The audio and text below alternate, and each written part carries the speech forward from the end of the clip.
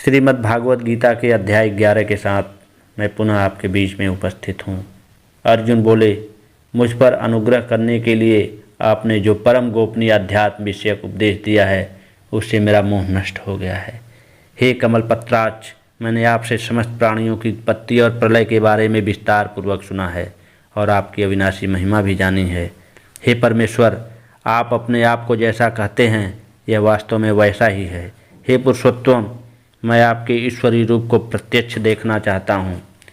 हे प्रभु, यदि आप ऐसा मानते हैं कि मेरे द्वारा आपका यह परमेश्वर रूप देखा जा सकता है तो हे योगेश्वर, आप अपने उस अविनाशी स्वरूप का दर्शन मुझे करा दीजिए।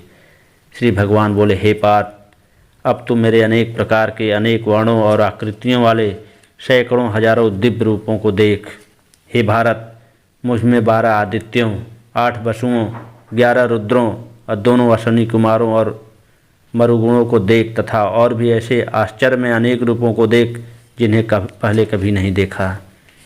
हे गुणाकेश, अब मेरे इस शरीर में एक स्थान पर स्थित चराचर सहित संपूर्ण विश्व को देख। इसके अलावा जो भी कुछ तू देखना चाहता है वह भी देख, किंतु तू अपने इन नेत्रों से मेरे विराट रूप को नहीं देख पाएगा। इसलिए मैं तुझे दिव्य चक्षु देता हूँ जिससे तू मेरी ईश्वरीय योग शक्ति को देख पाएगा। संजय बोले, हे राजन, ऐसा कहकर फिर महायोगेश्वर श्री कृष्ण ने अर्जुन को परम ईश्वरी विराट स्वरूप का दर्शन कराया। वह दिव्य रूप जो अनेक मुख और नेत्रों से युक्त, अनेक अद्भुत दर्शनों वाले, बहुत से दिव्य आभूषणों से युक्त और बहुत से दिव्य शस्त्रों को हाथ में उठाए हुए, दिव्य माला और वस्त्रों को धारण किए हुए, दिव्य गंध का लेपन किए हुए, समस्त प्रकार के आश्चर्यों से युक्त अनंत रूप तथा चारों तरफ मुख वाले ऐसे विराट स्वरूप को अर्जुन ने देखा। यदि आकाश में हजारों सूर्य एक साथ उदय हो जाएं, तो उन सबसे उत्पन्न हुआ प्रकाश मिलकर भी शायद ही उस विराट परमात्मा के प्रकाश के समान हो। उस समय पांडुपुत्र अर्जुन ने अनेक प्रकार से विभाजित संपूर्ण ब्रह्मांड को परमेश्वर श्री कृष्ण के शरीर में एक ही स्थान पर स्थित देखा।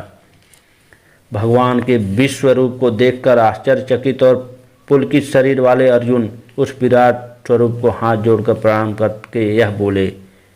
अर्जुन बोले, हे देव, मैं आपके शरीर में समस्त देवताओं को, प्राणियों के विशेष समूहों को, कमल पर बैठे हुए ब्रह्मा को, शिव जी को, संपूर्ण ऋषियों को और समस्त दिव्य सर्पों को देख रहा हूँ।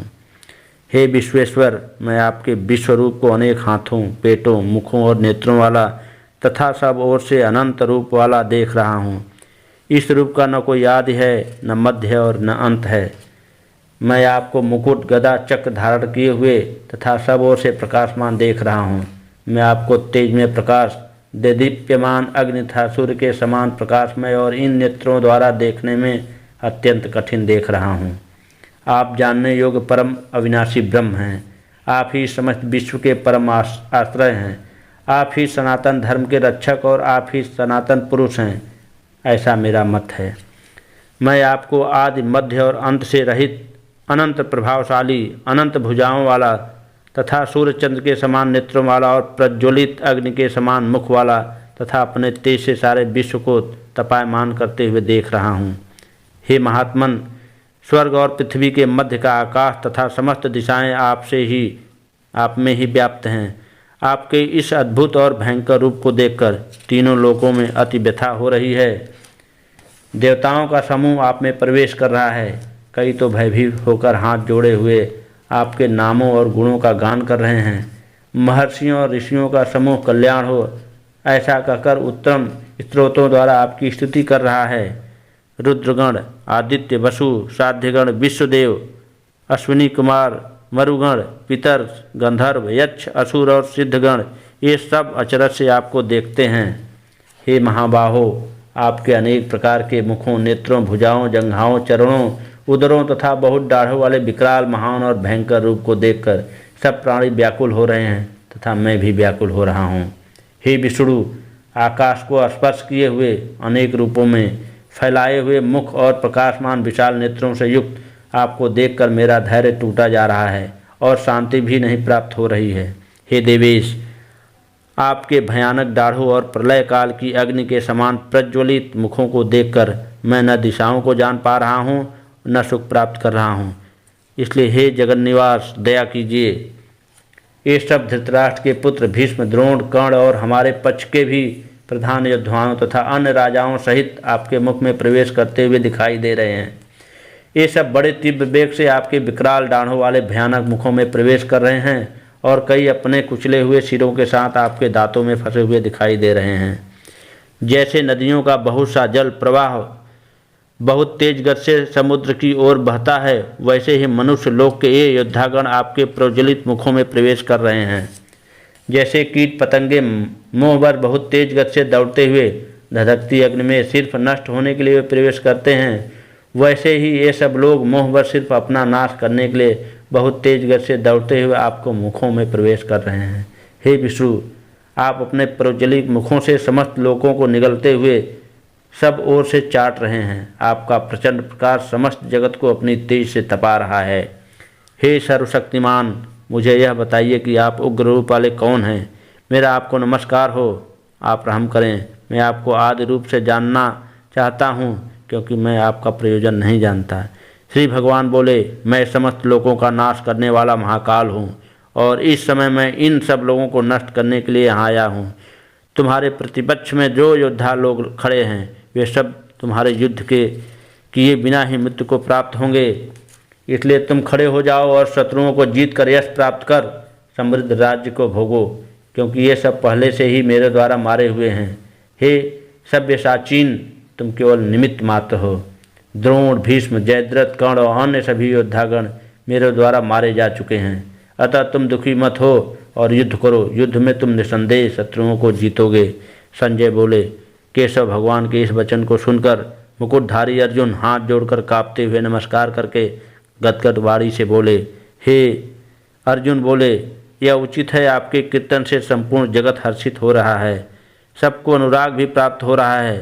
राक्षस लोग भयभीत होकर सब दिशाओं में भाग रहे हैं और सभी सिद्धगण आपको नमस्कार कर रहे हैं। हे महात्मन, आप ब्रह्मा से भी बड़े और आदिकर्ता हैं। सिद्धगण भी आपसे नमस्कार क्यों न करें, क्योंकि हे अनंत, हे देवेश, हे जगन्निवास, जो सत असत और इन दोनों से परे अक्षर तत्व है वो आप ही हैं। आप ही आदिदेव और सनातन पुरुष हैं। आप ही संसार के परम आश्रय हैं। आप ही सबको जानने वाले, जानने योग्य और परम धाम हैं। हे अनंत रूप, आप ही संपूर्ण संसार में व्याप्त हैं। आप वायु, यमराज, अग्नि, वरुण, चंद्रमा, प्रजापति और ब्रह्मा जी के पिता भी हैं। अतः आपको हजारों बार नमस्कार, बार बार नमस्कार है। आपको आगे से नमस्कार हो, पीछे से नमस्कार हो, सब ओर से नमस्कार हो। हे महान सामर्थ्य वाले पराक्रमी, आप सारे जगत में व्याप्त हैं, अतः आप ही सब कुछ हैं। आपकी महिमा और स्वरूप को न जानते हुए आपको सखा मानकर मैंने प्रमाद अथवा प्रेम से बिना सोचे समझे हे कृष्ण, हे यादव, हे सखे, इस प्रकार जो भी कुछ कहा है। हे अच्युत, हंसी दिल्लगी में चलते फिरते, सोते जगते, उठते बैठते, खाते पीते समय, अकेले में अथवा उन सखाओं आदि के सामने मेरे द्वारा आप जो कुछ भी अपमानित किए गए हों, उन सब अपराधों के लिए मैं आपसे क्षमा चाहता हूँ। आप इस संपूर्ण जगत के पिता, पूजनीय और सर्वश्रेष्ठ गुरु हैं। हे अनंत प्रभाव वाले भगवान, तीनों लोकों में आपके समान कोई भी नहीं है, तो फिर आपसे अधिक श्रेष्ठ कोई कैसे होगा। इसलिए साष्टांग दंडवत करके हे परम पूजनीय, आपको मैं प्रणाम करते हुए आपसे क्षमा याचना करता हूँ। जैसे पिता पुत्र के, मित्र मित्र के और पत्नी पति के अपराध को क्षमा कर देता है, वैसे ही हे देव, आप मेरे अपराधों को क्षमा करें। मैंने आपको ऐसा रूप पहले कभी नहीं देखा, किंतु इस अद्भुत रूप को देखकर मैं हर्षित हो रहा हूँ और भय से मेरा मन अत्यंत व्याकुल हो रहा है। अतः आप मुझे अपने उसी चतुर्भुज विष्णु रूप को दिखाइए। हे देवेश, हे जगन्निवास, कृपा कीजिए। मैं आपको उसी रूप में मुकुटधारी, गदाधारी, हाथ में चक्र लिए हुए देखना चाहता हूँ। हे विश्वमूर्त, हे शस्त्रबाहो, आप उस चतुर्भुज रूप में फिर से प्रकट हुए। हे भगवान, श्री भगवान बोले, हे अर्जुन, तुमसे प्रसन्न होकर अपनी योग शक्ति के प्रभाव से मैंने अपना परम तेजोमय और अनंत विराट रूप तुम्हें दिखाया है, जिसको तुम्हारे सिवा पहले किसी ने भी नहीं देखा है। हे कुरु प्रवीत, मनुष्य लोक में तुम्हारे अतिरिक्त मेरे इस विश्व रूप को न वेदों के पढ़ने से, न यज्ञों के अनुष्ठान से, न दान से, न उग्र तपो आदि से देखा जा सकता है। इस प्रकार मेरे भयंकर रूप को देखकर तू व्याकुल और मूढ़ भाव न हो।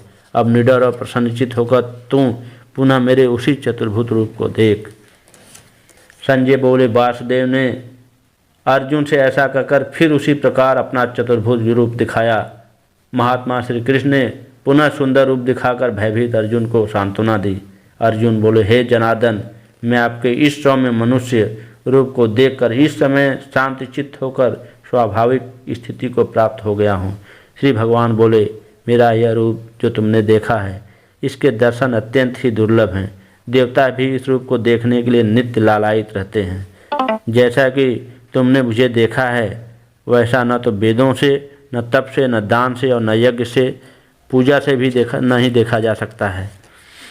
हे परम तप अर्जुन, अनन्य भक्ति के द्वारा ही मेरे तत्व को जाना, देखा और एकात्म भाव से प्राप्त किया जा सकता है।